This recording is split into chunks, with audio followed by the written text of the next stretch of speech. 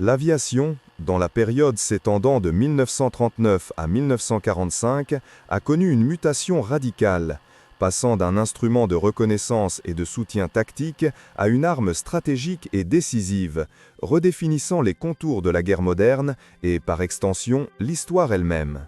Cette période est celle du silence brisé, non pas le silence de l'inaction, mais le silence assourdissant des moteurs, le hurlement des sirènes, le crépitement des mitrailleuses, le grondement des bombes, qui ont remplacé la quiétude relative des cieux d'avant-guerre. Avant le déclenchement du conflit, les doctrines militaires concernant l'emploi de l'aviation étaient encore en pleine évolution. Si des penseurs comme Julio Douhet avaient déjà théorisé la puissance du bombardement stratégique, de nombreuses nations, à l'exception notable de l'Allemagne et de son concept de Blitzkrieg, envisageaient l'aviation principalement comme un support aux opérations terrestres et navales. La Luftwaffe, dès les premières heures de l'invasion de la Pologne en septembre 1939, démontra la validité de cette nouvelle approche. L'utilisation coordonnée de bombardiers en piqué, tels que le Junkers Ju-87 Stuka, et de chasseurs pour établir la supériorité aérienne et soutenir l'avance des Panzers, permit une pénétration rapide et profonde des lignes ennemies.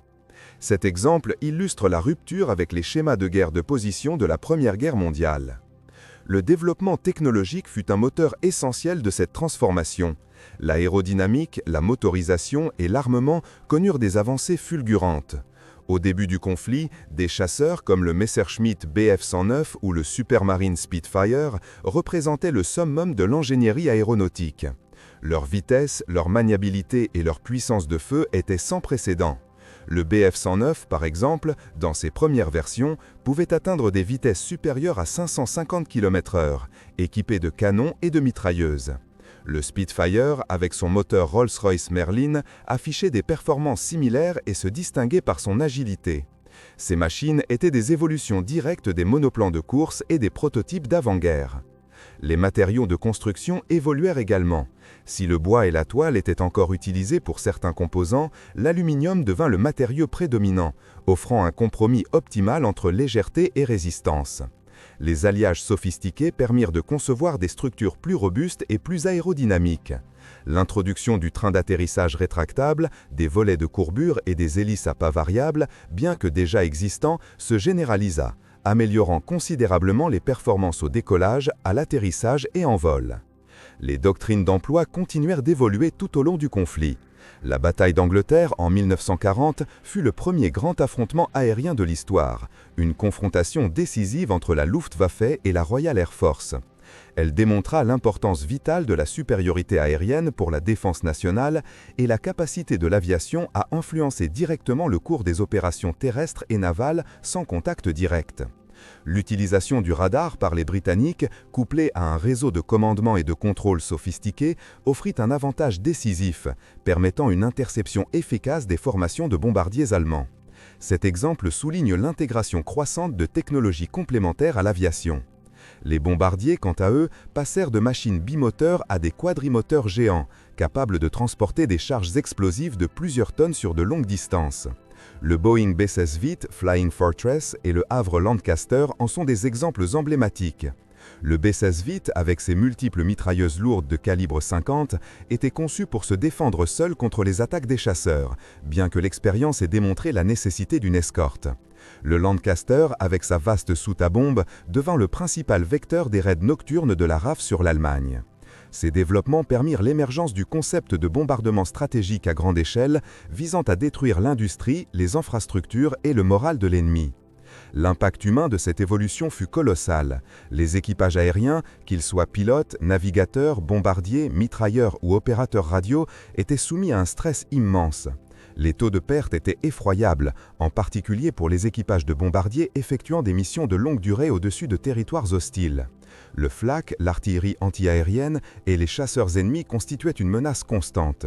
Le nombre d'heures de vol cumulées par les pilotes, l'endurance requise pour les missions prolongées et la complexité croissante des aéronefs exigeaient une formation de plus en plus poussée et spécialisée. Des dizaines de milliers de jeunes hommes de toutes nationalités furent formés au pilotage et au métier de l'air, certains ne survivant que quelques missions. Leurs témoignages, souvent poignants, dépeignent un monde où le courage côtoyait l'horreur, où la camaraderie était un rempart contre la peur. La fin de la guerre vit l'émergence de technologies encore plus disruptives, annonciatrices de l'ère du jet et de l'espace. Le Messerschmitt M262, premier chasseur à réaction opérationnelle de l'histoire, représentait un bond technologique majeur. Sa vitesse, supérieure à 860 km/h, rendait obsolètes les chasseurs à hélice de l'époque. Le Gloster Meteor britannique et le Bell P-59R Acomet furent d'autres exemples des premiers pas dans cette nouvelle ère. Ces appareils, bien que limités par la jeunesse de leur technologie et le manque de ressources pour leur production à grande échelle, montraient la direction future de l'aviation militaire. Parallèlement, le développement des missiles balistiques, tels le V2 allemand, démontra une nouvelle forme de puissance aérienne, non plus pilotée mais autonome et destructrice. Ces V2, armes de représailles, furent les prémices des futurs missiles intercontinentaux, modifiant la conception même de la guerre et de la dissuasion. En somme, la période 1939-1945 fut une période de bouleversement total pour l'aviation. Elle est passée de l'enfance relative à la maturité brutale, propulsée par la nécessité et l'innovation. Les leçons tirées de cette période ont façonné les doctrines militaires, les conceptions aéronautiques et la perception de la guerre pour décennies.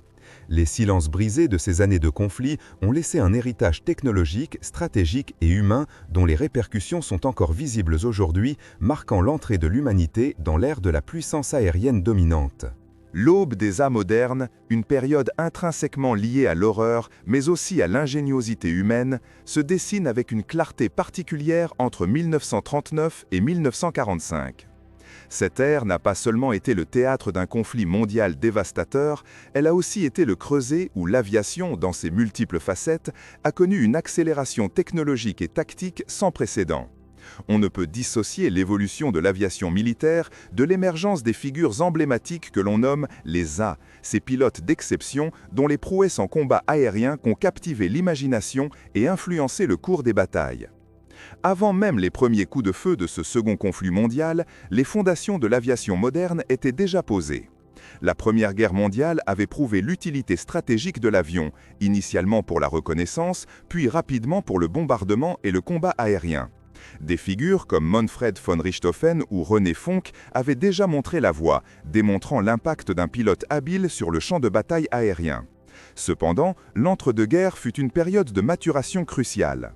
Les avancées dans l'aérodynamisme, la motorisation, l'armement et la radiocommunication ont transformé l'avion d'une machine fragile et limitée en un instrument de guerre sophistiqué et potentiellement décisif. Les biplans, symboles de la Première Guerre mondiale, ont cédé la place aux monoplans à aile basse, à l'armement plus lourd et à la vitesse supérieure. Des concepts tels que le train d'atterrissage escamotable et le cockpit fermé ont radicalement amélioré les performances et la sécurité des appareils. L'Allemagne, en réarmement, a été l'une des nations pionnières dans l'application des leçons tirées de la guerre civile espagnole, où ses escadrilles de la Légion Condor ont testé de nouvelles tactiques et de nouveaux appareils, tels que le Messerschmitt Bf-109. Ce chasseur, avec sa vitesse et sa maniabilité, allait devenir l'épine dorsale de la Luftwaffe et un adversaire redoutable pour les Alliés durant la première moitié du conflit. La Grande-Bretagne, de son côté, développait des avions comme le Supermarine Spitfire et le Hawker Hurricane qui se sont avérés être des défendeurs essentiels lors de la bataille d'Angleterre. Aux États-Unis, le développement était également intense, avec des machines comme le P-51 Mustang qui allaient incarner la supériorité aérienne alliée vers la fin de la guerre. L'émergence des A modernes n'était pas seulement une question de technologie. Elle était aussi et surtout le fruit d'une combinaison complexe de facteurs humains. L'entraînement des pilotes, la doctrine tactique, la résilience psychologique et l'instinct de survie jouaient un rôle prépondérant. Les écoles de pilotage ont dû s'adapter pour former des milliers d'hommes et, dans une moindre mesure, de femmes, à maîtriser des machines complexes dans des environnements hostiles. La formation passait de l'apprentissage des rudiments du vol à des manœuvres de combat aérien, au tir simulé et à la gestion du stress en situation de haute pression. La doctrine tactique a également évolué. Les formations de combat se sont affinées, passant de configurations rigides et vulnérables à des dispositifs plus souples et réactifs. Le Fingerfohr ou Schwarm allemand, par exemple, une formation de 4 appareils permettant une meilleure observation mutuelle et une plus grande flexibilité tactique, a démontré son efficacité au début de la guerre. Les combats sont devenus plus fluides, moins prescriptifs, laissant plus de liberté d'initiative aux pilotes individuels tout en s'inscrivant dans un cadre stratégique global. La radio, bien que parfois rudimentaire, a permis une coordination en temps réel, transformant les engagements aériens en une danse mortelle et complexe. La bataille d'Angleterre durant l'été et l'automne 1940 représente un moment clé dans la formation des A modernes. C'est là que les Messerschmitt de la Luftwaffe se sont heurtés aux Spitfire et Hurricanes de la Royal Air Force dans des duels aériens intenses et prolongés. Des pilotes comme Douglas Bader, malgré ses prothèses aux jambes, ou le major Adolf Galland du côté allemand ont acquis une renommée internationale grâce à leurs compétences exceptionnelles. Les Britanniques ont dû développer des stratégies de défense aérienne complexes, intégrant le radar, les observateurs au sol et une chaîne de commandement et de contrôle très efficace pour diriger leurs chasseurs ennemis. Ce fut une bataille d'usure où la perte de pilotes expérimentés et non seulement d'avions fut un facteur critique. Au fur et à mesure que la guerre progressait, les théâtres d'opération se sont étendus et avec eux la diversité des A. Le front de l'Est a vu l'émergence d'As soviétiques, dont Lydia Litviak, l'une des rares femmes A du conflit, et Ivan Kojedub, le plus grand as allié en termes de victoires confirmées, avait 62 avions abattus. Les conditions de combat étaient ici souvent brutales, avec des combats aériens massifs et des affrontements d'une intensité rarement égalée ailleurs. La chasse soviétique, initialement en désavantage technologique face à la Luftwaffe, a progressivement comblé son retard grâce à des avions comme le Yak-3 et le La-7, mais surtout grâce à la ténacité et à l'ingéniosité de ses pilotes. Sur le théâtre pacifique, les combats aériens ont pris une dimension différente, avec des vastes étendues maritimes et des engagements souvent menés loin des bases. Les A japonais, pilotant des avions comme le fameux Mitsubishi AC-0, ont démontré une maîtrise et une agilité impressionnantes au début de la guerre. Des noms comme Saburo Sakai sont devenus légendaires. Cependant, les États-Unis ont rapidement développé des avions supérieurs, tels que le Grumman Kf-6F L4 et le Vought F-Karus Corsair, et ont formé des pilotes tels que Richard Bong, le plus grand as américain avec 40 victoires. Le développement du radar embarqué sur les avions de chasse a également transformé les combats nocturnes, permettant des interceptions qui étaient auparavant impossibles. L'évolution de l'armement a également joué un rôle considérable. Des mitrailleuses de calibre fusil aux canons automatiques de 20 mm, voire 30 mm, la puissance de feu des chasseurs n'a cessé d'augmenter. La précision des tirs a été améliorée par des viseurs gyroscopiques et d'autres systèmes optiques. Les roquettes RR ont fait l'apparition, offrant une nouvelle capacité de destruction aux chasseurs. Vers la fin de la guerre, l'introduction des avions à réaction comme le Messerschmitt Me-262 allemand a marqué un tournant technologique majeur. Ces avions, bien que produits en nombre limité, ont montré un aperçu de l'avenir de l'aviation militaire, avec des vitesses qui rendaient obsolètes les tactiques des avions à hélice. Les A allemands qui ont piloté ces jets, tels que Walter Nowotny, ont prouvé leur potentiel, mais le manque de carburant, les bombardements alliés et les problèmes de fiabilité ont empêché ces appareils de changer le cours de la guerre. La psychologie de l'as est un domaine d'étude en soi. Ces pilotes d'exception possédaient souvent une combinaison unique d'agressivité, de sang-froid, de coordination œil-main exceptionnelle et d'une capacité à prendre des décisions en une fraction de seconde sous une pression extrême. Ils devaient anticiper les mouvements de leurs adversaires, gérer les limites de leur machine et maintenir une conscience situationnelle impeccable. La camaraderie au sein des escadrilles était également un facteur important, offrant un soutien moral et un partage d'expériences qui pouvaient faire la différence entre la vie et la mort. Cependant, le poids du combat, la perte de camarades et la tension constante ont laissé des cicatrices profondes sur beaucoup de ces hommes. Le syndrome de stress post-traumatique, bien que nommé ainsi à l'époque, était une réalité omniprésente. Les scores des A, bien que souvent spectaculaires, doivent être interprétés avec une certaine prudence. Les méthodes de confirmation des victoires variaient d'une nation à l'autre et il existait parfois des incitations à l'exagération. Néanmoins, l'existence de centaines de pilotes avec des dizaines de victoires confirmées témoigne d'une réalité indiscutable. La Deuxième Guerre mondiale fut l'âge d'or du combat aérien individuel, une période où l'habileté et le courage d'un pilote pourraient encore avoir un impact direct et mesurable sur l'issue des batailles. Erich Hartmann, l'as le plus titré de l'histoire, avec 352 victoires aériennes, incarne l'apogée de cette ère. Sa capacité à survivre et à continuer à voler malgré les dangers constants du front de l'Est est un témoignage de son talent exceptionnel. En somme, l'aube des A modernes entre 1939 et 1945 est le résultat d'une convergence de facteurs technologiques, tactiques et humains. Ce fut une période de bouleversement et d'innovation où l'aviation a mûri d'une manière inimaginable quelques décennies avant.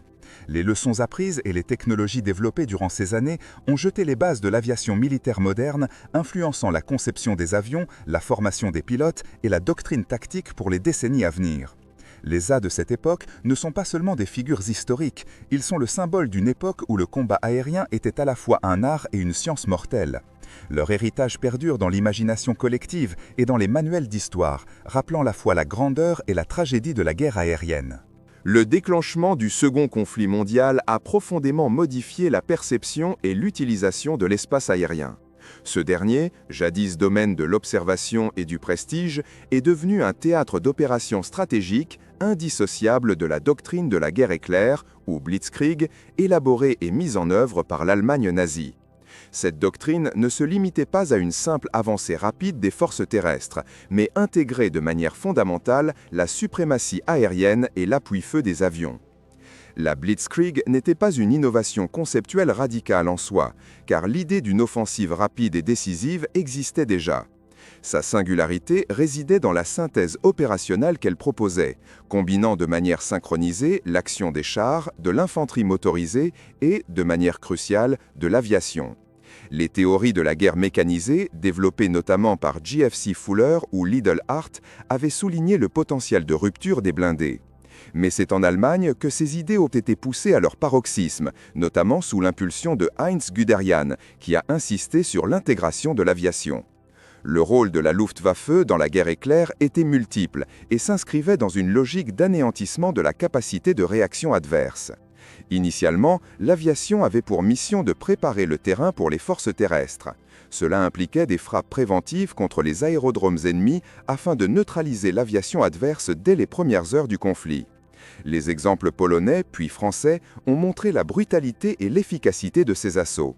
Des formations de bombardiers en piqué, comme les célèbres Junkers Ju-87 Stuka, étaient particulièrement adaptées à cette tâche, combinant précision et effet psychologique terrifiant par le sifflement caractéristique de leurs sirènes. Au-delà de la destruction des capacités aériennes ennemies, la Luftwaffe était chargée d'appuyer directement l'avance des troupes au sol. Les Stuka, mais aussi les Messerschmitt Bf-109 dans leur rôle d'attaque au sol, effectuaient des missions d'appui tactique rapprochées. Ils bombardaient les points de résistance ennemis, les positions d'artillerie, les concentrations de troupes et les convois logistiques, ouvrant ainsi des brèches pour les divisions de Panzers. Cette coordination étroite air et sol était le pilier de l'avancée fulgurante. Les pilotes d'attaque au sol devaient opérer en liaison directe avec les commandants de divisions terrestres, parfois même au niveau du régiment, pour ajuster les frappes en temps réel et maximiser leur impact sur le champ de bataille. Cette réactivité était inédite. Un autre aspect crucial de l'intervention aérienne résidait dans la désorganisation des arrières de l'ennemi. Les bombardiers allemands frappaient les nœuds de communication, les ponts, les voies ferrées, les dépôts de ravitaillement et les centres de commandement. L'objectif n'était pas seulement de détruire des infrastructures, mais de paralyser la capacité de l'adversaire à manœuvrer, à se renforcer et à réagir. Le chaos ainsi créé au sein des lignes arrières, accentué par les vagues de réfugiés fuyant les zones de combat, contribuait à démoraliser l'adversaire et à entraver toute tentative de contre-offensive organisée. Les routes encombrées de civils en fuite devenaient des cibles pour les attaques de mitraillage, ajoutant à la confusion et ralentissant encore davantage le mouvement des renforts militaires. La dimension psychologique de l'emploi de l'aviation était également significative. Le survol constant des avions ennemis, les bombardements répétés, le bruit assourdissant des moteurs et des explosions, tout cela avait pour but de semer la terreur et de briser la volonté de résistance. La sirène des Stuka était intentionnellement conçue pour amplifier cet effet, transformant chaque piquet en une expérience traumatisante pour les troupes au sol et les populations civiles. Cette terreur aérienne était une composante calculée de la stratégie de guerre éclair, destinée à anéantir le moral de l'adversaire avant même que le contact au sol ne soit pleinement établi. L'émergence de la guerre éclair a également mis en lumière l'importance du renseignement aérien. Les missions de reconnaissance étaient essentielles pour identifier les mouvements de troupes ennemies, les concentrations de matériel, les fortifications et les faiblesses potentielles dans les lignes de défense. Les avions de reconnaissance, souvent des versions modifiées de chasseurs ou de bombardiers légers, volaient au-dessus du front et derrière les lignes ennemies, fournissant des informations vitales aux états-majors allemands. Cette capacité à visualiser le champ de bataille depuis les airs donnait aux Allemands un avantage stratégique considérable, leur permettant d'adapter leurs plans et de concentrer leurs efforts là où ils seraient les plus efficaces. La supériorité aérienne était donc non seulement un objectif en soi, mais aussi un prérequis pour le succès de la Blitzkrieg. Sans une maîtrise du ciel, les forces terrestres allemandes auraient été vulnérables aux attaques aériennes ennemies, et leur capacité à se mouvoir rapidement et à frapper avec force aurait été gravement compromise. La Luftwaffe devait donc non seulement accomplir ses missions d'appui et de désorganisation, mais aussi protéger ses propres formations d'attaque et de bombardement contre l'interception. C'est là qu'intervenaient les chasseurs, principalement les Messerschmitt Bf-109, dont la mission était d'établir et de maintenir cette supériorité. Les dogfights étaient fréquents et la capacité à les gagner était directement liée à la survie des autres composantes de l'attaque aérienne. Toutefois, les succès de la guerre éclair et le rôle de l'aviation ne sont pas sans nuances ni sans limites. La doctrine était très exigeante en termes de ressources et de formation. Les pilotes devaient être hautement qualifiés et capables de maintenir une discipline tactique rigoureuse. La maintenance des appareils était cruciale, car un taux d'attrition élevé ou un manque de disponibilité des avions pouvait rapidement compromettre l'efficacité des opérations. L'industrie aéronautique allemande, bien puissante, n'était pas illimitée, et la production de nouveaux appareils devait suivre le rythme des pertes et de l'usure. Les premières campagnes, en Pologne, en France et dans les Pays-Bas, ont démontré l'efficacité dévastatrice de cette synergie air-sol. La rapidité des victoires allemandes a sidéré le monde et a forcé les nations alliées à repenser leur propre doctrine militaire. Les théories françaises, axées sur une guerre de position et la défense statique, se sont révélées incapables de contrer cette offensive. Les armées alliées, mal préparées à ce type de guerre combinée et manquant cruellement de coordination entre leurs propres forces aériennes et terrestres, ont été rapidement submergées.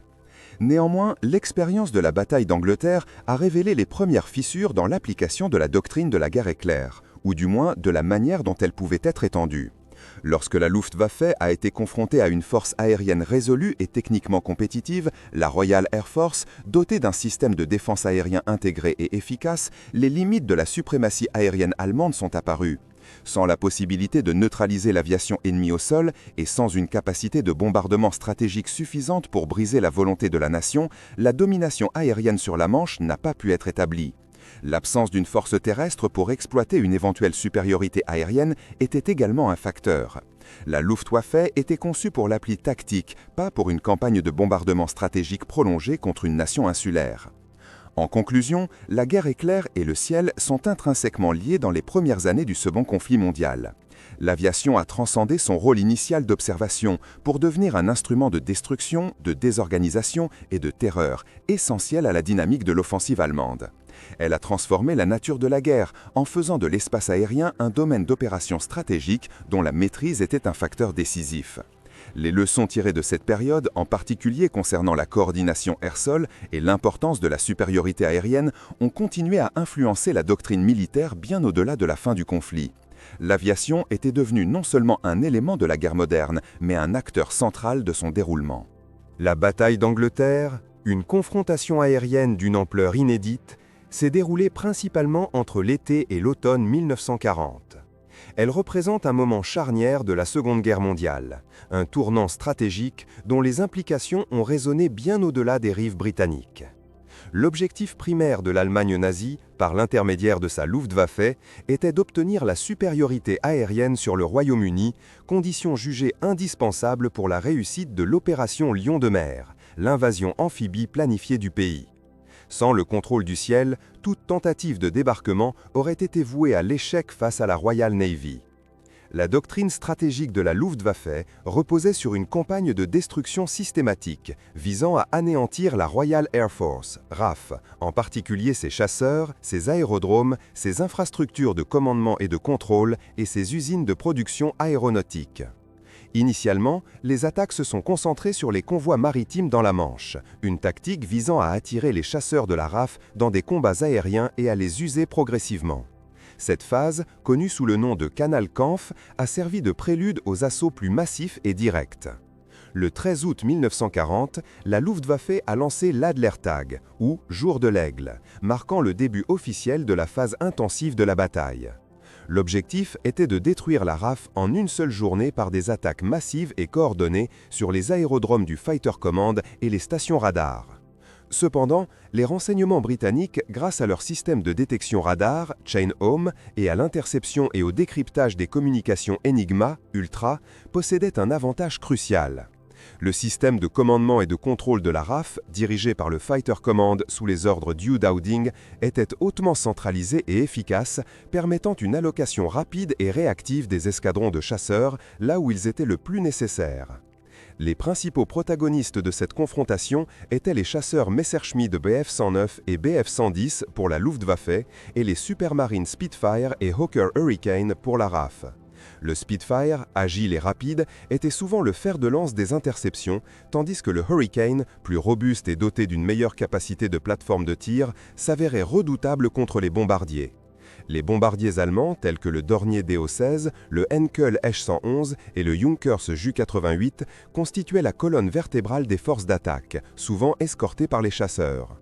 Le Junkers Ju-87 Stuka, bien que redoutable en appui tactique au sol, s'est révélé trop vulnérable face aux chasseurs britanniques dans le ciel anglais en raison de sa faible vitesse et de sa maniabilité limitée une fois ses bombes larguées, et a été progressivement retiré des opérations au-dessus de l'Angleterre. La bataille s'est caractérisée par des vagues d'attaques répétées sur les aérodromes du sud-est de l'Angleterre, notamment ceux du groupe 11 du Fighter Command qui protégeaient Londres et le sud-est. Les stations radars étaient également des cibles prioritaires, bien que leur résilience, due à leur conception dispersée et à la rapidité des réparations, ait souvent déjoué les tentatives allemandes de les neutraliser durablement. Les pertes étaient élevées des deux côtés. Pour la RAF, la ressource la plus critique n'était pas tant l'avion, dont la production augmentait, mais les pilotes expérimentés. Les effectifs de pilotes de chasse étaient constamment sous pression, et des pilotes venant du Commonwealth et de nations occupées, comme la Pologne et la Tchécoslovaquie, ont joué un rôle essentiel dans le renforcement des escadrons britanniques. Un tournant significatif s'est produit fin août et début septembre 1940. La Luftwaffe, malgré des efforts soutenus, n'était pas parvenue à détruire la RAF. Les pertes en avions et en pilotes étaient intenables sur le long terme, et les aérodromes du Fighter Command, bien que fortement dommagés, restaient opérationnels. Le 7 septembre 1940, en réponse à un bombardement accidentel de Londres par un bombardier allemand le 24 août et à un raid de représailles de la RAF sur Berlin, Hitler a modifié la stratégie de la Luftwaffe. Plutôt que de continuer à cibler les aérodromes et les infrastructures de la RAF, il a ordonné des attaques massives sur Londres, initiant ainsi le Blitz. Ce changement de stratégie s'est avéré être une erreur stratégique majeure pour l'Allemagne. En détournant la Luftwaffe des cibles militaires cruciales que représentaient les aérodromes et les stations radars, le Blitz a offert un répit inestimable au Fighter Command. Il a permis aux aérodromes endommagés d'être réparés, aux pilotes épuisés de se reposer et aux escadrons d'être réorganisés. Bien que les bombardements sur Londres aient causé d'immenses destructions et un nombre élevé de victimes civiles, ils n'ont pas brisé le moral des Britanniques et surtout n'ont pas affaibli la capacité de combat de la RAF au point de permettre une invasion. Les raids sur Londres et d'autres villes ont continué pendant des mois, mais l'abattage de jour pour la suprématie aérienne était de facto gagné par la RAF. Les bombardiers allemands, même escortés, subissaient des pertes trop lourdes face à la défense aérienne britannique. La Luftwaffe n'a pas réussi à détruire la RAF et n'a donc pas pu sécuriser le ciel pour l'opération Lion de mer. Face à l'échec de l'obtention de la suprématie aérienne et aux risques inhérents à une invasion amphibie sans aile, Hitler a reporté indéfiniment l'opération Lion de mer en octobre 1940. La bataille d'Angleterre a eu des conséquences profondes.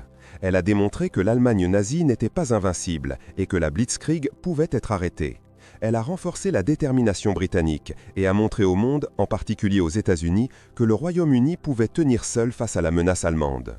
Le succès de la RAF a également préservé le Royaume-Uni en tant que base opérationnelle essentielle pour les futures opérations alliées en Europe.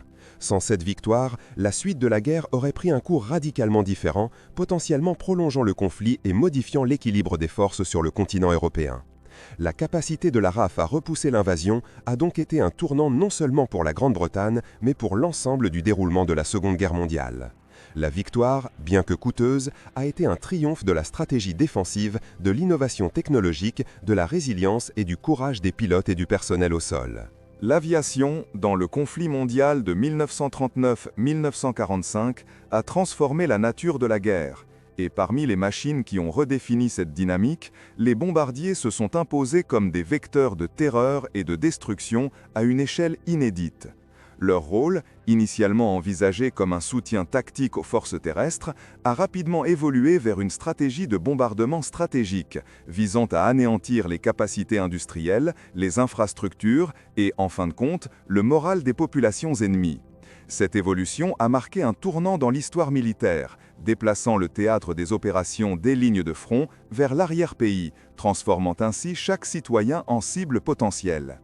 Au début du conflit, la doctrine de la puissance aérienne était encore en gestation. Des théoriciens comme Giulio Douhet avaient prôné l'idée que la victoire pouvait être obtenue par la destruction des centres vitaux de l'ennemi depuis les airs, rendant superflue la coûteuse et sanglante guerre de tranchées. Cependant, les capacités techniques des aéronefs de l'époque étaient limitées. Les bombardiers étaient généralement des biplans ou des monoplans à faible vitesse, avec une portée et une capacité de charge utile restreinte. Les exemples incluent des appareils comme le Ferry Battle britannique ou le bloc MB-210 français qui, malgré leurs intentions, se sont avérés tragiquement vulnérables face aux chasseurs modernes et aux défenses antiaériennes lors des premières campagnes. Leur survie était souvent compromise et leur mission rarement couronnée de succès significatifs, si ce n'est dans des conditions de supériorité absolue. L'évolution rapide de la technologie aéronautique pendant la guerre a permis l'émergence de bombardiers plus performants. Les progrès dans les moteurs, l'aérodynamisme, la conception structurale et l'armement ont donné naissance à des machines capables de voler plus vite, plus haut, plus loin et de transporter des charges de bombes considérablement plus lourdes. Des avions emblématiques comme le Boeing B-17 Flying Fortress américain, le Handley Page Halifax et l'Avro Lancaster britannique, ou le Junkers Ju-88 et le Henkel R-111 allemand ont illustré cette nouvelle génération. Le B-17, par exemple, avec ses multiples mitrailleuses lourdes de calibre 50 et sa robustesse légendaire, a été conçu pour se défendre seul, en formation serrée, contre les attaques de chasseurs, une théorie qui a été mise à l'épreuve de manière sanglante lors des missions de jour sur l'Allemagne. La stratégie de bombardement s'est divisée en deux grandes catégories, le bombardement tactique et le bombardement stratégique.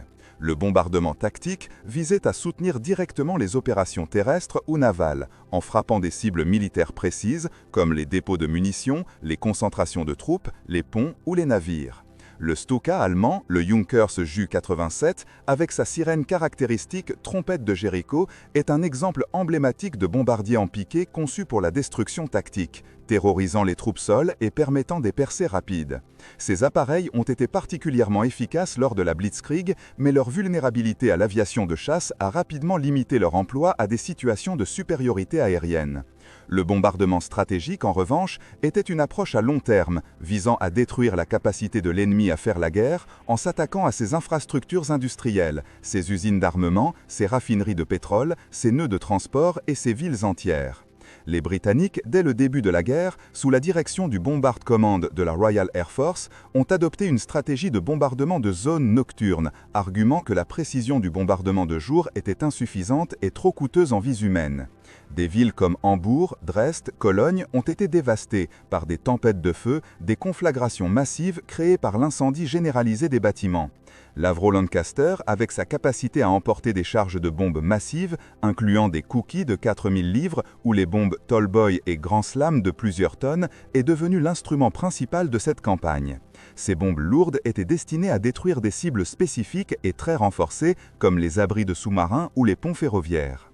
Les Américains, en revanche, ont initialement privilégié le bombardement de précision de jour, convaincus que leurs bombardiers robustes et lourdement armés pouvaient se défendre. Les B-17 et B-24 Liberator ont mené des raids massifs sur des usines allemandes de roulement à billes, de carburant synthétique et d'avions. Ces missions étaient extrêmement dangereuses et les pertes en équipage et en avion étaient effroyables. La bataille de la Ruhr, les raids sur Schweinfurt et Regensburg sont des exemples de la violence de ces affrontements aériens. La nécessité d'une escorte de chasseurs à long rayon d'action est rapidement devenue évidente, et l'introduction de chasseurs comme le P-101 Mustang avec ses réservoirs de carburant externes a finalement permis aux bombardiers d'atteindre leurs cibles plus profondément dans le territoire ennemi avec une protection adéquate réduisant considérablement les pertes. Les effets du bombardement stratégique sur l'Allemagne ont été débattus par les historiens. Si les destructions matérielles étaient immenses et les pertes civiles considérables, l'impact sur la production industrielle allemande a été moins immédiat et décisif que ce que les planificateurs alliés avaient espéré. La capacité de résilience et de réorganisation de l'industrie allemande sous la direction d'Albert Speer a permis de maintenir des niveaux de production élevés jusqu'à la toute fin du conflit. Néanmoins, les bombardements ont contraint l'Allemagne à détourner des ressources considérables vers la défense antiaérienne et la réparation des infrastructures, affaiblissant ainsi son effort de guerre global. Sur le front du Pacifique, les bombardiers américains, notamment le B-29 Super Fortress, ont joué un rôle encore plus crucial. Conçu spécialement pour des missions à très long rayon d'action, le B-29 était une merveille technologique pour l'époque, avec sa cabine pressurisée, son système de commande de tir à distance et sa capacité à transporter des charges de bombes encore plus importantes. Opérant depuis les îles Mariannes, les B-29 ont lancé une campagne de bombardement dévastatrice contre le Japon. Initialement, ces raids visaient également des cibles industrielles de précision, mais face à l'échec relatif de cette approche en raison des vents violents et des conditions météorologiques, le général Curtis LeMay a opté pour une stratégie de bombardement incendiaire de basse altitude. Les villes japonaises, construites en grande partie avec du bois et du papier, se sont avérées particulièrement vulnérables aux bombes incendiaires. Le raid sur Tokyo du 9 au 10 mars 1945, connu sous le nom d'opération Meeting House, a été l'un des raids aériens les plus destructeurs de l'histoire, causant plus de victimes que la plupart des frappes atomiques individuelles. Des quartiers entiers de la ville ont été transformés en brasiers, tuant des dizaines de milliers de personnes et laissant de millions de sans-abri. Cette campagne a dévasté la plupart des grandes villes japonaises, détruisant une grande partie de la capacité industrielle du pays et brisant le moral de la population. La culmination de cette ère de terreur et de destruction par les bombardiers fut l'utilisation de la bombe atomique.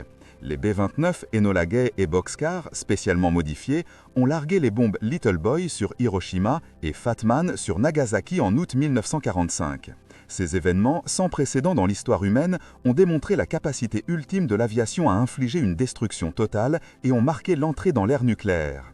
La nature même du bombardier a été transcendée, passant d'un simple vecteur d'explosifs conventionnel à un instrument de destruction apocalyptique. Les bombardeurs ont également été utilisés dans des rôles moins spectaculaires mais néanmoins importants. Les bombardiers torpilleurs, comme le Grumman TBF Avenger américain ou le Ferry Battle Barracuda, ont joué un rôle essentiel dans la guerre navale, attaquant des navires de guerre ennemis et des convois, notamment lors de la bataille de Midway où les bombardeurs en piqué et torpilleurs ont dévasté la flotte de porte-avions japonaise. Les bombardiers légers tels que le Douglas AV-20 ou le De Havilland Mosquito, un avion polyvalent britannique, ont effectué des missions de reconnaissance, d'interdiction et d'attaque au sol avec grande efficacité. Le Mosquito, par exemple, avec sa vitesse et sa polyvalence, a prouvé qu'un bombardier non armé mais rapide pouvait être plus sûr qu'un bombardier lourdement armé. L'impact humain de ces campagnes de bombardement a été immense. Des millions de civils ont été tués, blessés ou déplacés. Les infrastructures urbaines ont été pulvérisées, le patrimoine culturel détruit. La psychologie des populations soumises à des bombardements incessants a été profondément altérée, caractérisée par la peur constante, la perte et le traumatisme. Les équipages de bombardeurs, de leur côté, faisaient face à des missions d'une dangerosité extrême, avec des taux de perte souvent comparables à ceux des tranchées de la Première Guerre mondiale. Le stress des missions, le froid, la haute altitude, la menace constante des chasseurs ennemis et de la Flak, défense antiaérienne allemande, ont laissé des séquelles psychologiques durables. En conclusion, la période 1939-1945 a été une ère charnière pour l'aviation, où le bombardeur s'est affirmé comme une arme de guerre sans précédent. Sa capacité à projeter la puissance destructive sur de vastes distances, à viser des cibles stratégiques et à terroriser les populations a redéfini les paramètres du conflit.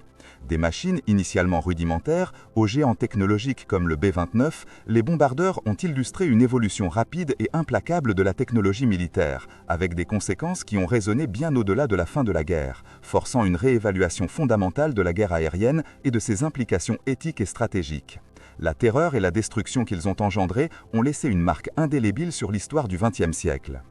Le théâtre d'opérations du Pacifique durant la Seconde Guerre mondiale représente une dimension souvent sous-estimée mais intrinsèquement liée à l'évolution de la puissance aérienne et à la stratégie globale. Ce fut un front d'une immensité stupéfiante, caractérisé par des distances océaniques colossales, des conditions climatiques extrêmes et la nature archipélagique de ses territoires. Ces facteurs géographiques imposèrent des contraintes logistiques et opérationnelles sans précédent, modelant profondément les doctrines de combat et le développement technologique. L'aviation, qu'elle soit embarquée sur porte-avions, basée à terre ou dédiée au transport et à la reconnaissance, fut l'épine dorsale de toutes les opérations majeures. L'entrée en guerre des États-Unis suite à l'attaque de Pearl Harbor, le 7 décembre 1941, marqua le début d'une campagne aérienne d'une intensité inégalée. Cette attaque elle-même fut un exemple précurseur de l'utilisation massive de l'aviation navale, démontrant la capacité des porte-avions à projeter une force destructrice à des milliers de kilomètres. Les Japonais, avec leur Kido-Butai, la force de frappe de leur porte-avions, avaient mis au point une doctrine audacieuse et efficace, s'appuyant sur des avions tels que le Mitsubishi A6M0, un chasseur à long rayon d'action et d'une maniabilité exceptionnelle pour son époque. La phase initiale de la guerre du Pacifique fut dominée par l'avancée japonaise fulgurante. Les Philippines, la Malaisie, Singapour, les Indes néerlandaises et une grande partie de la Nouvelle-Guinée tombèrent rapidement, leurs défenses aériennes étant souvent submergées par la supériorité numérique et qualitative des forces aériennes nippones. Les combats aériens furent féroces, mais les Alliés, initialement mal équipés et dispersés, furent contraints à la retraite. L'aviation de l'Army Air Force américaine, de la Royal Australian Air Force, de la Royal Air Force et de l'aviation néerlandaise, souvent composée d'appareils obsolètes comme les P-40 Warhawk ou les Brewster Buffalo, fut engagée dans une lutte désespérée contre les Zero et les bombardiers japonais. Les exemples de sacrifice et de courage individuel abondent, mais l'inégalité des forces était trop grande pour inverser le cours des événements. La bataille de la mer de Corail en mai 1942 marqua un tournant significatif. Ce fut la première bataille navale de l'histoire où les navires de surface ennemis ne se virent jamais, l'engagement étant mené entièrement par l'aviation embarquée. Bien que tactiquement indécise, avec des pertes de porte-avions des deux côtés, le Lexington américain et le Shohoro japonais coulés, le Yorktown et le Shokaku gravement endommagés, elle fut une victoire stratégique pour les Alliés, empêchant l'invasion de Port Moresby en Nouvelle-Guinée et freinant l'expansion japonaise vers l'Australie. Elle illustra la primauté de l'avion sur le navire de ligne et la nécessité absolue d'une force de porte-avions robuste pour contrôler les vastes étendues maritimes. Moins d'un mois plus tard, la bataille de Midway, en juin 1942, fut un désastre irréversible pour la marine impériale japonaise et une victoire décisive pour les États-Unis. Grâce à la cryptanalyse et à des renseignements précieux, les Américains purent tendre une embuscade à la flotte de porte-avions japonaise. Les bombardiers en piqué Douglas SBD Dauntless et les torpilleurs Douglas TBD Devastator, décollant des porte-avions américains Enterprise, Hornet et Yorktown, bien que subissant des pertes effroyables, parvinrent à couler les 4 porte-avions japonais Akagi, Kaga, Soryu, Hiryu, qui avaient participé à Pearl Harbor. Cette bataille changea définitivement l'équilibre des forces dans le Pacifique, privant le Japon de sa capacité offensive et lui imposant une posture défensive. L'importance de la coordination entre la reconnaissance aérienne, les chasseurs d'escorte et les groupes d'attaque fut démontrée de manière éclatante. Après Midway, la mer se transforma en une longue et sanglante campagne de saut d'île en île, où chaque atoll, chaque île volcanique devenait une forteresse à conquérir. L'aviation jouait un rôle central dans chaque phase de cette progression. Les aérodromes capturés ou construits devinrent devenir des bases vitales pour soutenir les avancées suivantes, pour assurer la supériorité aérienne locale et pour frapper les lignes d'approvisionnement japonaises. Des avions tels que le Chancebout F-40 Corsair, le Grumman F-6 L4 et plus tard le nord-américain P-101 Mustang dans le théâtre de Chine-Birmanie Inde commençaient à surpasser les dernières versions du Zero, marquant la supériorité technologique et la capacité de production américaine. La campagne de Guadalcanal, de août 1942 à février 1943, fut un exemple paradigmatique de cette guerre d'attrition, où la lutte pour le contrôle d'un seul aérodrome, Henderson Field, devenait l'enjeu stratégique. Les combats aériens autour de l'île furent incessants, avec des vagues d'attaques japonaises et de défenses alliées se succédant jour après jour. Les pilotes des deux camps furent poussés à leurs limites, et l'attrition des appareils et des équipages fut immense. L'approvisionnement de Henderson Field par des avions de transport, notamment les C-67 Skytrain, fut crucial pour maintenir la capacité de combat des forces au sol et aériennes. La logistique aérienne prit une importance capitale dans le Pacifique. Les distances entre les bases et les fronts étaient considérables. Les avions de transport, comme le C-66 Commando et le C-104 Skymaster, devenaient les artères vitales des opérations, acheminant hommes, munitions, carburant, pièces de rechange et même des avions entiers vers des zones de combat éloignées. Le Hump, le pont aérien au-dessus de l'Himalaya pour ravitailler la Chine, fut une prouesse logistique d'une ampleur sans précédent, démontrant la capacité de l'aviation à opérer dans des conditions extrêmes. Avec l'avancée vers le Japon, la nature de la guerre aérienne évolua. Les bombardiers lourds, en particulier le Boeing B-29 Super Fortress, furent introduits pour frapper directement le territoire japonais. Basés dans les îles Mariannes, Saipan, Tinian ou Guam, ces géants de l'air menèrent des raids massifs, d'abord à haute altitude, puis, sous la direction du général Curtis LeMay, à basse altitude avec des bombes incendiaires, dévastant les villes japonaises construites majoritairement en bois. Ces opérations, d'une grande complexité logistique et tactique, rencontrèrent une défense aérienne japonaise de plus en plus désespérée et l'apparition de nouvelles tactiques, comme l'utilisation des kamikazes. Les attaques kamikazes, à partir de la bataille de Leyte en octobre 1944, illustrèrent le désespoir croissant du Japon. Ces pilotes suicides, guidant leurs avions chargés d'explosifs directement sur les navires alliés, causèrent des dégâts considérables et des pertes humaines importantes. Face à cette menace, la défense antiaérienne des navires et les patrouilles aériennes de combat, CAP, durent s'adapter, les chasseurs devant intercepter ces appareils déterminés avant qu'ils atteignent leur cible. La bataille d'Iwo Jima et d'Okinawa en 1945 furent les dernières grandes campagnes avant l'invasion planifiée du Japon. L'aviation y jouait un rôle déterminant. Pour Iwo Jima, l'île fut bombardée et pilonnée pendant des semaines par l'aviation navale et les bombardiers basés à terre, avant l'assaut amphibien.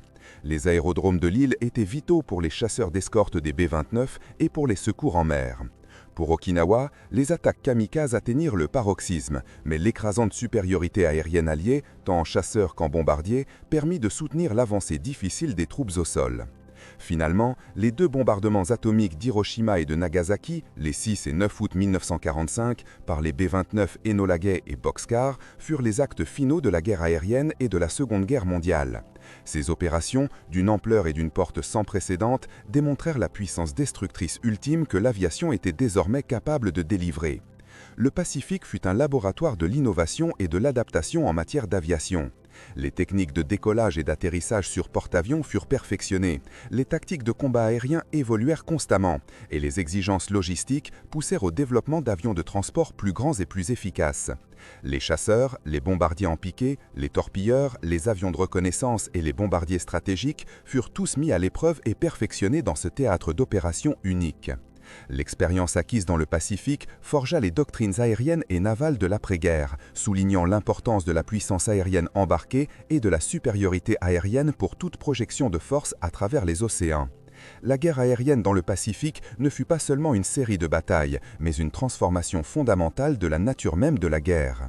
L'aviation durant la Seconde Guerre mondiale, période s'étendant de 1939 à 1945, représente un catalyseur sans précédent pour l'innovation technique et humaine. Ce conflit a agi comme un accélérateur, poussant les nations belligérantes à investir massivement dans la recherche et le développement, transformant radicalement le concept et l'application de l'aéronef. Les avancées réalisées en seulement 6 ans ont eu des répercussions durables sur l'ingénierie aéronautique, la stratégie militaire et, plus largement, la société. Au début du conflit, les avions de combat étaient majoritairement des monoplans à hélices, souvent de construction métallique, mais encore tributaires de technologies datant de l'entre-deux-guerres. Le Messerschmitt Bf-109, le Supermarine Spitfire, le Mitsubishi A6M0 et le P-51 Mustang sont des exemples emblématiques de cette ère. Ces appareils incarnaient l'apogée des moteurs à piston, des structures aérodynamiques raffinées et des systèmes d'armement synchronisés. L'optimisation de l'hélice, souvent à pas variable, l'amélioration des carburants à indice d'octane élevé et la sophistication des compresseurs et turbocompresseurs pour maintenir la puissance moteur en altitude furent des domaines d'innovation cruciaux. Le moteur Rolls-Royce Merlin, équipant le Spitfire et le Mustang, est un cas d'école de cette quête de performance, poussant les limites de la puissance et de la fiabilité. L'aérodynamisme connut également des avancées significatives. La forme des ailes, l'utilisation de rivets à tête fraisée pour réduire la traînée, l'intégration des armements et du train d'atterrissage escamotable furent systématiquement étudiés et perfectionnés. L'introduction des profils laminaires, par exemple, permit d'augmenter la vitesse maximale en retardant le décrochage. Les matériaux évoluèrent. L'aluminium, sous forme d'alliages plus légers et résistants, devint omniprésent. Des recherches furent également menées sur des matériaux composites et des techniques de construction plus efficaces, comme la production en masse de sections d'ailes et de fuselage, permettant une réparation plus rapide et une fabrication simplifiée. Les systèmes d'armement à bord des aéronefs virent une augmentation de la cadence de tir et du calibre. Des mitrailleuses de calibre 303, 7,7 mm, ou 50, 12,7 mm furent rapidement complétées, puis remplacées par des canons de 20 mm, voire 30 mm, conférant une puissance de feu dévastatrice. Les systèmes de visée, d'abord rudimentaires, évoluèrent vers des collimateurs gyroscopiques intégrant la vitesse relative et l'angle de tir pour améliorer la précision. Les roquettes air-sol et les bombes guidées rudimentaires commencèrent à faire leur apparition, annonçant une nouvelle ère de l'armement aérien. Parallèlement aux chasseurs, les bombardiers lourds et moyens subirent une transformation majeure. Le Boeing B-79 Flying Fortress, le B-24 Liberator, l'Avro Lancaster et le Junkers Ju-88 incarnent cette évolution. Leur capacité à transporter des charges de bombes toujours plus importantes sur de longues distances, combinée à une meilleure défense contre les chasseurs, devint un atout stratégique. La doctrine du bombardement de précision et du bombardement de zone, parfois associée à des missions de saturation, fut développée et testée à grande échelle. Ces avions devinrent des plateformes pour des innovations en matière de navigation, comme les systèmes de radionavigation tels que GUI, Obo et H2S, qui permettaient un bombardement par tous les temps. Une révolution par rapport aux méthodes visuelles. L'innovation la plus disruptive fut sans doute l'introduction de la propulsion par réaction. Le Messerschmitt Me-262 allemand, le Gloster Meteor britannique furent les premiers avions à réaction opérationnelle. Leur vitesse surpassait celle de tous les avions à hélice contemporains, modifiant radicalement les paramètres du combat aérien.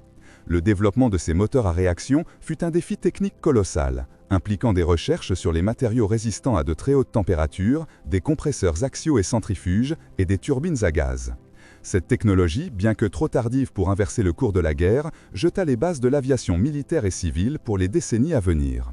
La guerre encouragea également l'émergence d'aéronefs spécialisés. Les avions de reconnaissance photographique, souvent des chasseurs modifiés pour voler à de très hautes altitudes et vitesses, furent cruciaux pour la collecte de renseignements.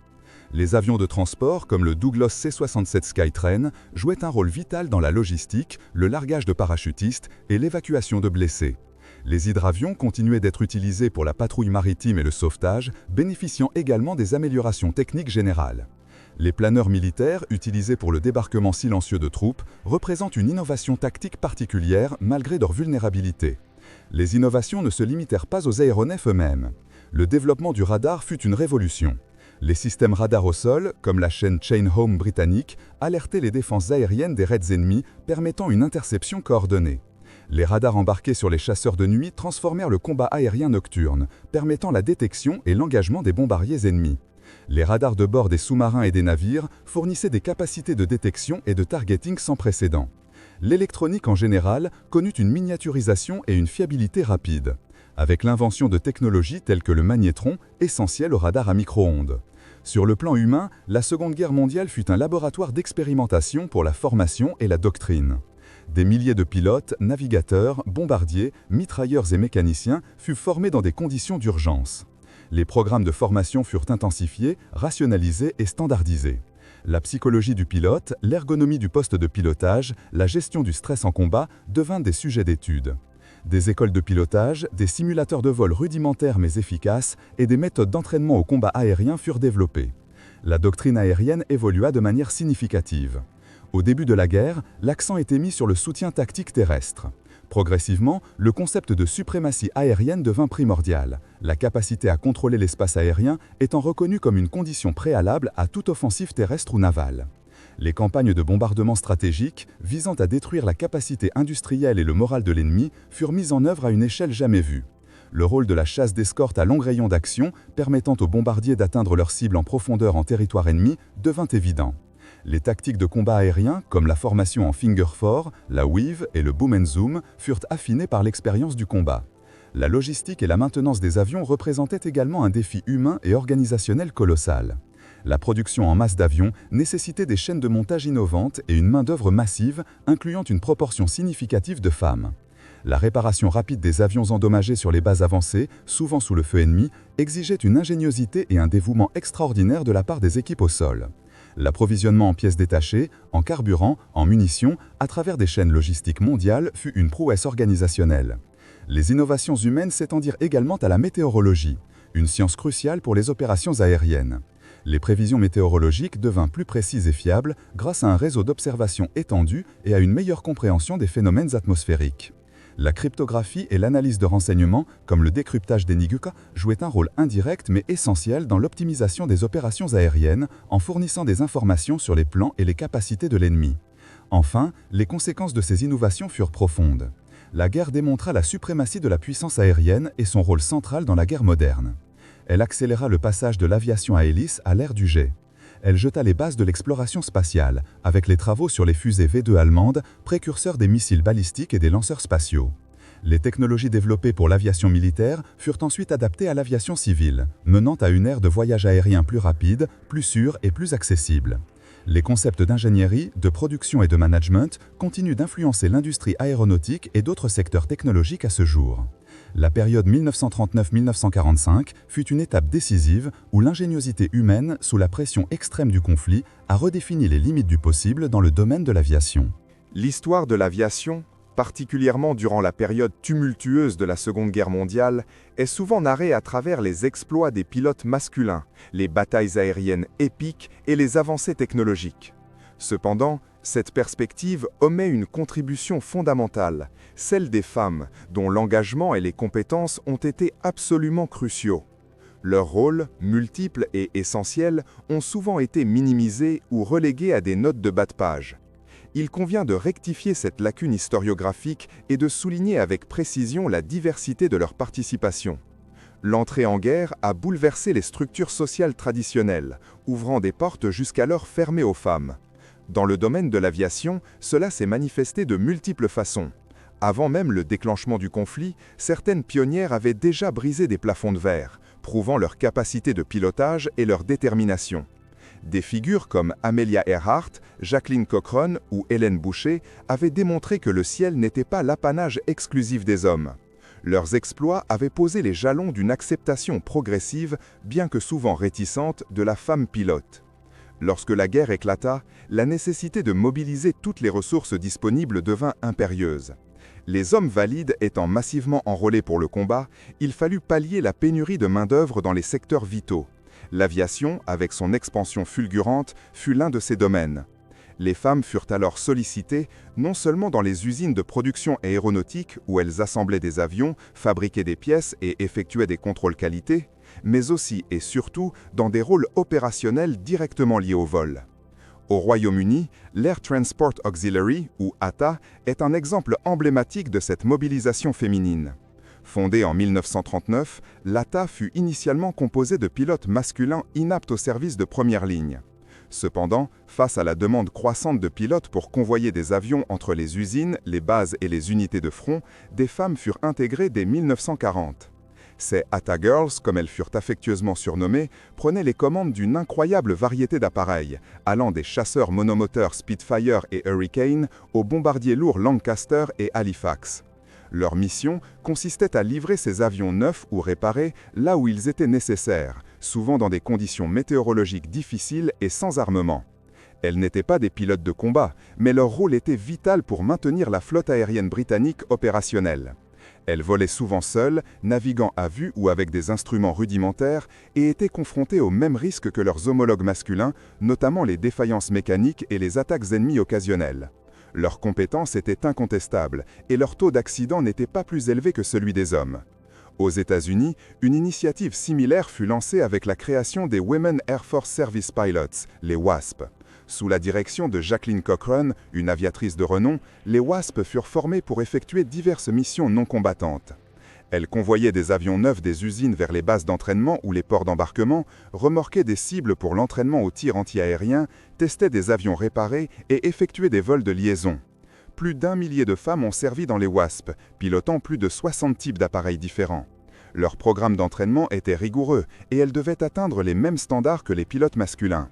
Malgré leur contribution essentielle, les WASP n'ont été reconnus comme faisant partie intégrante de l'armée qu'en 1977, un témoignage des difficultés rencontrées pour que leur service soit pleinement valorisé.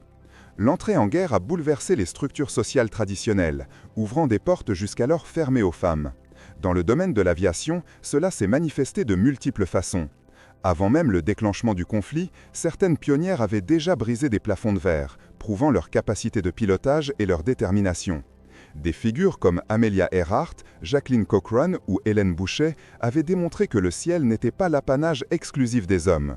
Leurs exploits avaient posé les jalons d'une acceptation progressive, bien que souvent réticente, de la femme pilote. Lorsque la guerre éclata, la nécessité de mobiliser toutes les ressources disponibles devint impérieuse. Les hommes valides étant massivement enrôlés pour le combat, il fallut pallier la pénurie de main-d'œuvre dans les secteurs vitaux. L'aviation, avec son expansion fulgurante, fut l'un de ces domaines. Les femmes furent alors sollicitées, non seulement dans les usines de production aéronautique où elles assemblaient des avions, fabriquaient des pièces et effectuaient des contrôles qualité, mais aussi et surtout dans des rôles opérationnels directement liés au vol. Au Royaume-Uni, l'Air Transport Auxiliary, ou ATA, est un exemple emblématique de cette mobilisation féminine. Fondée en 1939, l'ATA fut initialement composée de pilotes masculins inaptes au service de première ligne. Cependant, face à la demande croissante de pilotes pour convoyer des avions entre les usines, les bases et les unités de front, des femmes furent intégrées dès 1940. Ces ATA Girls, comme elles furent affectueusement surnommées, prenaient les commandes d'une incroyable variété d'appareils, allant des chasseurs monomoteurs Spitfire et Hurricane aux bombardiers lourds Lancaster et Halifax. Leur mission consistait à livrer ces avions neufs ou réparés là où ils étaient nécessaires, souvent dans des conditions météorologiques difficiles et sans armement. Elles n'étaient pas des pilotes de combat, mais leur rôle était vital pour maintenir la flotte aérienne britannique opérationnelle. Elles volaient souvent seules, naviguant à vue ou avec des instruments rudimentaires, et étaient confrontées aux mêmes risques que leurs homologues masculins, notamment les défaillances mécaniques et les attaques ennemies occasionnelles. Leurs compétences étaient incontestables, et leur taux d'accident n'était pas plus élevé que celui des hommes. Aux États-Unis, une initiative similaire fut lancée avec la création des Women Air Force Service Pilots, les WASP. Sous la direction de Jacqueline Cochran, une aviatrice de renom, les WASP furent formées pour effectuer diverses missions non combattantes. Elles convoyaient des avions neufs des usines vers les bases d'entraînement ou les ports d'embarquement, remorquaient des cibles pour l'entraînement au tir antiaérien, testaient des avions réparés et effectuaient des vols de liaison. Plus d'1 millier de femmes ont servi dans les WASP, pilotant plus de 60 types d'appareils différents. Leur programme d'entraînement était rigoureux et elles devaient atteindre les mêmes standards que les pilotes masculins.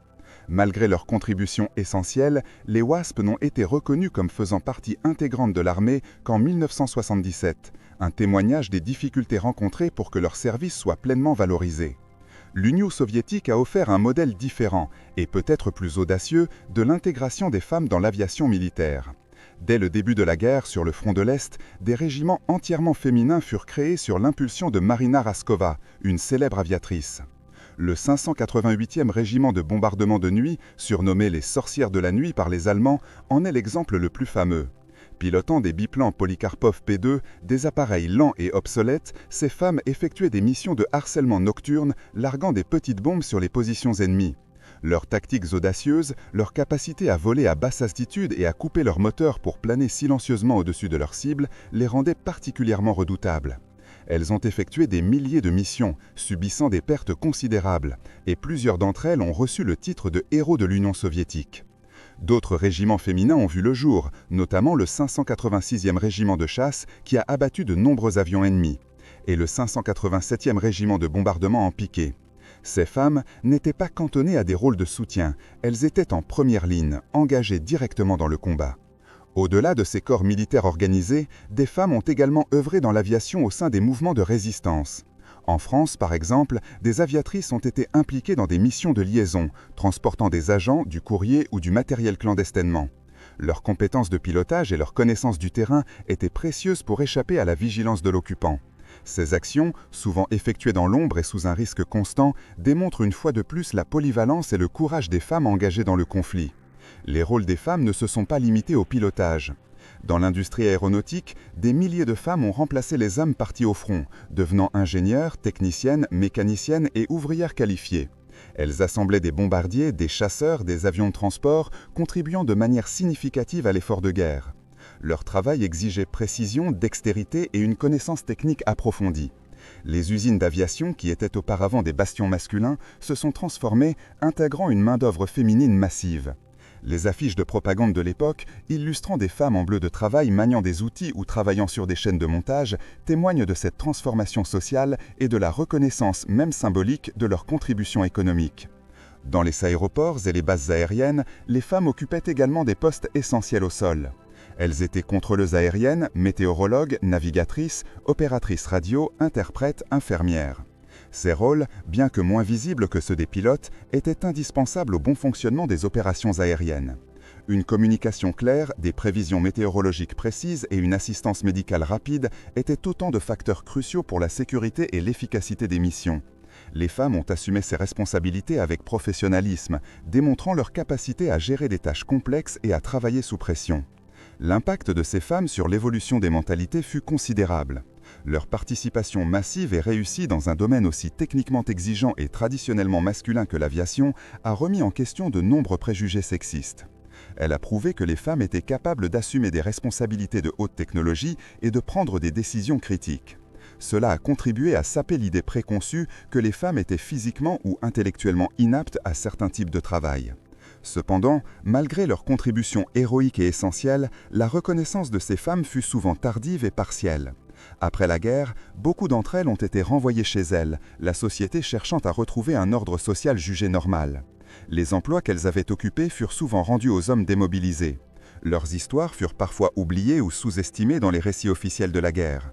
Il a fallu décennies de plaidoyer et de recherche historique pour que la pleine mesure de leur courage et de leur dévouement soit enfin reconnue.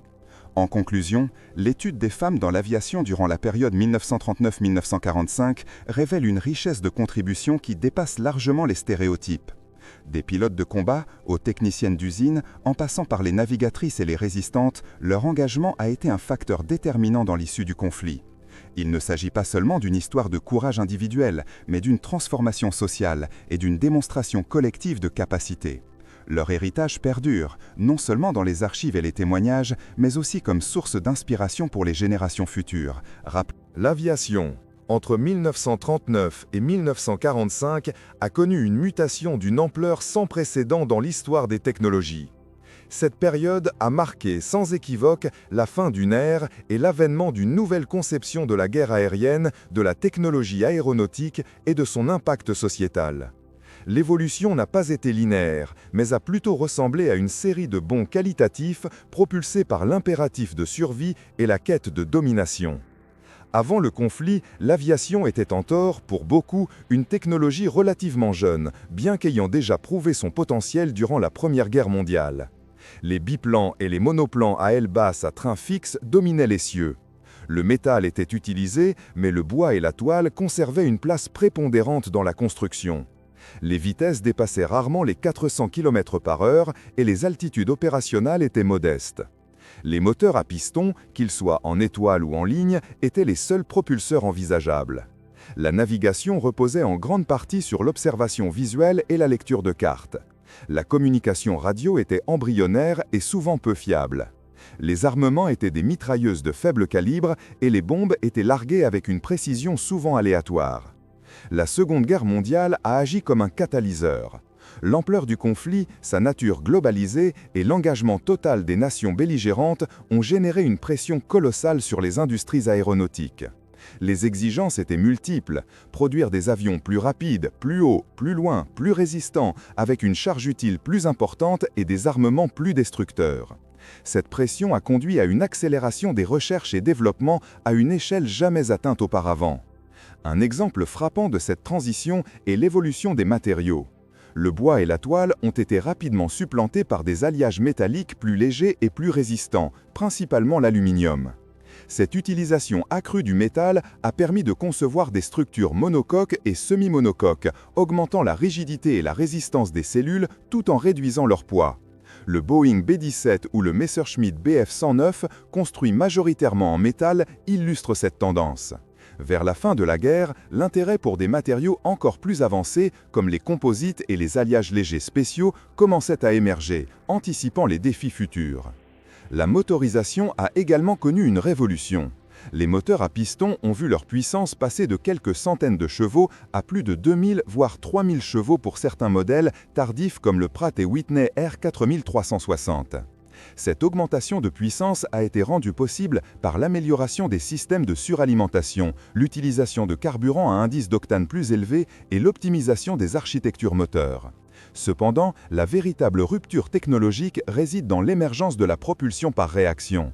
Le Heinkel Eschwey 117, premier avion à réaction à voler en 1939, et plus tard le Messerschmitt Me-262 ou le Gloster Meteor ont symbolisé la fin de l'ère des hélices. Ces avions à réaction offraient des vitesses inégalées, modifiant radicalement les paramètres du combat aérien. Leur développement, bien que ne jouant pas un rôle décisif dans le dénouement du conflit, a posé les jalons de l'aviation militaire et civile de l'après-guerre. L'aérodynamisme a été repensé. Les profils d'ailes laminaires, les formes plus effilées, les trains d'atterrissage escamotables sont devenus la norme. L'augmentation des vitesses a exigé une compréhension plus approfondie des phénomènes transsoniques, même si la barrière du son restait encore à franchir pour les avions pilotés en vol horizontal. Les bureaux d'études ont commencé à utiliser des souffleries à haute vitesse et des techniques de calcul plus sophistiquées pour optimiser la portance et réduire la traînée. L'armement a également évolué de manière significative.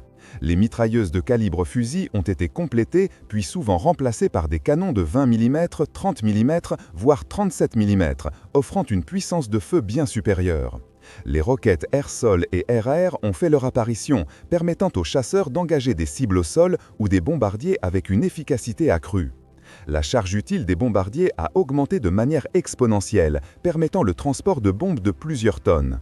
La précision du bombardement a été améliorée grâce à des viseurs optiques plus sophistiqués, bien que le bombardement de zone, souvent imprécis, ait continué d'être une pratique courante, particulièrement la nuit. L'introduction de l'arme nucléaire, larguée par un bombardier B-29, a marqué l'apogée de cette escalade destructrice, conférant à l'aviation un pouvoir de destruction inégalé. La navigation et les systèmes de détection ont été transformés par le radar. Développé initialement pour la détection terrestre et maritime, le radar a rapidement été adapté pour l'usage aérien, permettant la détection d'avions ennemis à distance, le guidage des chasseurs de nuit et même l'aide à la navigation et au bombardement par mauvais temps. Des systèmes comme l'H-2S britannique, un radar de navigation et de bombardement, ont permis aux équipages de localiser des cibles au sol sans visibilité directe. La radionavigation, avec des systèmes comme le GUI ou l'OBO, a amélioré la précision des trajectoires et la synchronisation des opérations. La guerre électronique a également fait son apparition, avec l'utilisation de brouilleurs et de leurres pour contrer les radars ennemis. La doctrine d'emploi de l'aviation a également subi des modifications profondes. Au début du conflit, les stratèges étaient encore influencés par les théories de Dewey et Mitchell, mais la réalité du combat a rapidement imposé une adaptation. La supériorité aérienne est devenue un prérequis pour toute opération terrestre ou navale d'envergure. Le soutien aérien rapproché, le bombardement stratégique, la reconnaissance, le transport de troupes et de matériel, le parachutage, la guerre anti-sous-marine, autant de rôles où l'aviation s'est avérée indispensable. La coordination entre les différentes branches des forces armées est devenue cruciale. L'infrastructure aéronautique elle-même a évolué. Les pistes en air ont cédé la place à des pistes en dur, plus longues et plus résistantes, capables d'accueillir des avions plus lourds et plus rapides. Les hangars de maintenance sont devenus plus sophistiqués et les chaînes de production ont été rationalisées pour produire des milliers d'avions par mois. Les usines comme Willow Run aux États-Unis ont illustré la capacité industrielle des nations à transformer la production de masse en un avantage stratégique. Les équipages, au-delà des machines, ont également subi une transformation. La complexité des avions modernes a exigé une formation plus poussée, une spécialisation accrue. Les pilotes, navigateurs, bombardiers, mitrailleurs, opérateurs radio sont devenus des membres d'équipage hautement qualifiés, chacun avec un rôle précis. La psychologie de l'équipage, la gestion du stress en combat, la survie après un crash sont devenus des sujets d'étude. La fin de la guerre a laissé un héritage technologique colossal. Les bases de l'aviation à réaction étaient fermement établies. Les principes du vol à haute vitesse, de l'intégration des systèmes d'armes, de la guerre électronique, de la logistique aérienne, tout cela avait été expérimenté, validé et perfectionné dans le feu du combat. La guerre a en quelque sorte accéléré de plusieurs décennies le développement technologique. Cette période a donc marqué la fin de l'ère des avions relativement simples, des combats aériens plus chevaleresques et des technologies encore balbutiantes. Elle a ouvert la voie à l'ère des avions complexes, des systèmes intégrés, de la propulsion à réaction, des missiles guidés et finalement du vol spatial. Les avancées réalisées entre 1939 et 1945 ont non seulement redéfini la guerre, mais ont également jeté les fondations de l'aviation moderne, tant militaire que civile.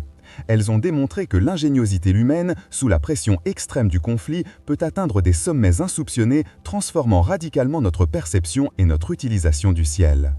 Le second conflit mondial a profondément remodelé l'art de la guerre, et l'aviation en a été l'un des vecteurs les plus emblématiques et les plus transformateurs. Les années 1939-1945 ont vu l'essor fulgurant d'une technologie encore balbutiante aux sorties de la Première Guerre mondiale, la propulsant au rang de facteur décisif sur tous les théâtres d'opération. L'héritage de cette période pour l'aviation est immense, englobant des avancées technologiques, des doctrines stratégiques et une reconfiguration des perceptions de la guerre. Au début du conflit, l'aviation était encore largement perçue comme une arme d'appui terrestre ou de reconnaissance. Les chasseurs, comme le Messerschmitt Bf-109 ou le Supermarine Spitfire, étaient des appareils relativement légers, conçus pour la supériorité aérienne locale et la destruction des bombardiers adverses. Les bombardiers, à l'instar du Junkers Ju-87 Stuka ou du Heinkel HE-111, étaient utilisés pour des frappes tactiques, souvent en coordination directe avec les forces terrestres. La guerre éclair allemande, le Blitzkrieg, a démontré l'efficacité dévastatrice de cette synergie air-sol où les bombardiers empiqués ouvraient la voie aux Panzers. Cependant, à mesure que le conflit s'intensifiait et s'étendait, les rôles et les capacités de l'aviation ont évolué de manière spectaculaire. La bataille d'Angleterre a été un tournant majeur, la première grande confrontation aérienne où la maîtrise du ciel était l'enjeu principal. La Royal Air Force, bien que numériquement inférieure, a su exploiter la technologie du radar et la résilience de ses pilotes pour repousser la Luftwaffe, démontrant l'importance cruciale de la défense aérienne intégrée. L'échec allemand à obtenir la supériorité aérienne a eu des conséquences stratégiques significatives, empêchant une invasion réussie du Royaume-Uni. L'innovation technologique a progressé à un rythme effréné. La propulsion à réaction, bien que présente dès 1939 avec le Heinkel HE, le second conflit mondial a profondément remodelé l'art de la guerre, et l'aviation en a été l'un des vecteurs les plus emblématiques et les plus transformateurs.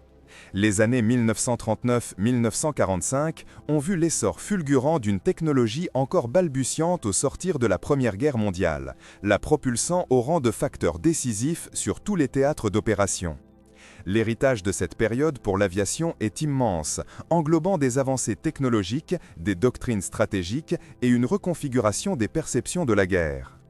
Au début du conflit, l'aviation était encore largement perçue comme une arme d'appui terrestre ou de reconnaissance. Les chasseurs, comme le Messerschmitt Bf-109 ou le Supermarine Spitfire, étaient des appareils relativement légers conçus pour la supériorité aérienne locale et la destruction des bombardiers adverses. Les bombardiers, à l'instar du Junkers Ju-87 Stuka ou du Heinkel HE-111, étaient utilisés pour des frappes tactiques, souvent en coordination directe avec les forces terrestres. La guerre éclair allemande, le Blitzkrieg, a démontré l'efficacité dévastatrice de cette synergie air-sol où les bombardiers en piquet ouvraient la voie aux Panzers. Cependant, à mesure que le conflit s'intensifia et s'étendait, les rôles et les capacités de l'aviation ont évolué de manière spectaculaire. La bataille d'Angleterre a été un tournant majeur, la première grande confrontation aérienne où la maîtrise du ciel était l'enjeu principal. La Royal Air Force, bien que numériquement inférieure, a su exploiter la technologie du radar et la résilience de ses pilotes pour repousser la Luftwaffe, démontrant l'importance cruciale de la défense aérienne intégrée. L'échec allemand à obtenir la supériorité aérienne a eu des conséquences stratégiques significatives, empêchant une invasion réussie du Royaume-Uni. L'innovation technologique a progressé à un rythme effréné.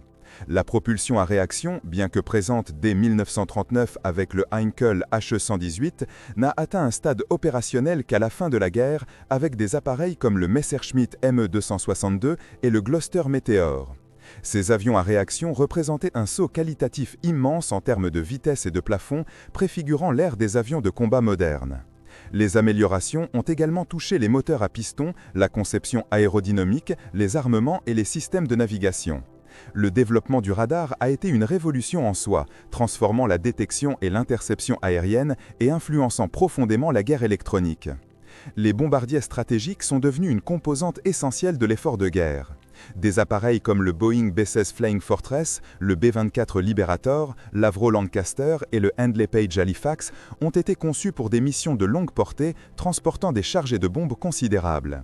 La doctrine du bombardement stratégique, théorisée avant la guerre par des figures comme Giulio Douhet et Billy Mitchell, a été mise en œuvre à une échelle sans précédent. L'objectif était de détruire les infrastructures industrielles de l'ennemi, de briser sa capacité de production de guerre et de démoraliser sa population. Les campagnes de bombardement sur l'Allemagne et le Japon ont impliqué des milliers d'avions et des millions de tonnes de bombes, avec des conséquences dévastatrices pour les villes et les populations civiles. Le bombardement de jour par les Américains, visant la précision mais subissant des pertes considérables au début, a nécessité le développement de chasseurs d'escorte à très long rayon d'action, comme le nord-américain P-500 Mustang, capable d'accompagner les bombardiers jusqu'à leurs objectifs et de les défendre contre les intercepteurs ennemis. Cette capacité a marqué un tournant dans la bataille aérienne au-dessus de l'Europe, permettant aux forces alliées d'acquérir une supériorité aérienne écrasante sur le Troisième Reich à partir de 1944. En parallèle, le théâtre du Pacifique a vu l'émergence de la guerre aéronavale. Les porte-avions sont devenus les navires capitaux, remplaçant les cuirassés en tant que fer de lance des flottes. Des batailles comme Midway, la mer de Corail et les Mariannes ont été décidées par les avions embarqués, démontrant la puissance et la portée de l'aviation navale. Des appareils comme le Mitsubishi A6M0, le F4 Wildcat, le F6FL4 et le TBF Avenger ont joué des rôles cruciaux, menant des opérations de reconnaissance, de bombardement en piqué et de torpillage contre les flottes ennemies. La capacité de projection de puissance des porte-avions a transformé la stratégie navale, soulignant l'interdépendance des forces aériennes et maritimes. L'impact humain de l'aviation pendant la Seconde Guerre mondiale fut immense. Des millions d'hommes et de femmes ont servi dans les forces aériennes, en tant que pilotes, navigateurs, bombardiers, mitrailleurs, mécaniciens ou personnel au sol. Le stress psychologique des missions, la menace constante de la mort et l'isolement en haute altitude ont engendré des formes uniques de trauma. Les taux de perte étaient souvent effroyables, en particulier pour les équipages de bombardiers qui réalisaient des dizaines de missions dans des conditions extrêmes. Le développement des technologies de survie, des parachutes aux gilets de sauvetage, a également progressé pour tenter d'atténuer ces risques. Au-delà des aspects militaires et technologiques, l'aviation a également transformé la perception du monde et de la guerre. Le ciel, jadis perçu comme une frontière infranchissable, est devenu un nouveau champ de bataille, un conduit pour la destruction. La capacité des nations à projeter leur puissance aérienne sur des milliers de kilomètres a réduit les distances, rendant chaque point du globe potentiellement vulnérable à une attaque aérienne. Les raids aériens nocturnes en particulier ont introduit une nouvelle dimension de terreur pour les populations civiles, brouillant les distinctions traditionnelles entre le front et l'arrière. L'héritage doctrinal de la Seconde Guerre mondiale a été tout aussi profond. La notion de supériorité aérienne est devenue un prérequis fondamental pour toute opération militaire majeure. L'importance du renseignement aérien, de la reconnaissance photographique ainsi que de la guerre électronique a été démontrée de manière décisive. L'organisation des forces aériennes en commandements distincts avec des rôles spécifiques pour les chasseurs, les bombardiers et l'appui tactique a été largement adoptée. Les avancées en matière de formation des pilotes, de tactique de combat aérien et de logistique aérienne ont également jeté les bases des forces aériennes modernes. Les écoles de pilotes ont développé des méthodes d'instruction plus sophistiquées, passant des rudiments du vol aux manœuvres de combat complexes. L'importance de l'entraînement au combat aérien simulé et du débriefing post-mission a été reconnue. En somme, l'aviation de 1945 a été le creuset d'innovations qui ont irrémédiablement changé le cours de l'histoire. Elle a démontré la capacité de l'homme à exploiter la troisième dimension pour des objectifs militaires, transformant radicalement les stratégies offensives et défensives. Les avions conçus et les tactiques développées pendant ces 6 années de conflit ont fourni le modèle et l'inspiration pour l'aviation militaire et civile des décennies à venir. Le passage des avions à hélice aux avions à réaction, le développement des radars et des systèmes de navigation, l'émergence des bombardiers stratégiques et des porte-avions, tout ça constitue le fondement sur lequel l'aviation moderne a été bâtie. Le ciel en guerre durant cette période a été non seulement un théâtre de confrontation, mais aussi un laboratoire d'une transformation technologique et stratégique sans précédent dont les échos continuent de résonner dans la géopolitique et la technologie contemporaine.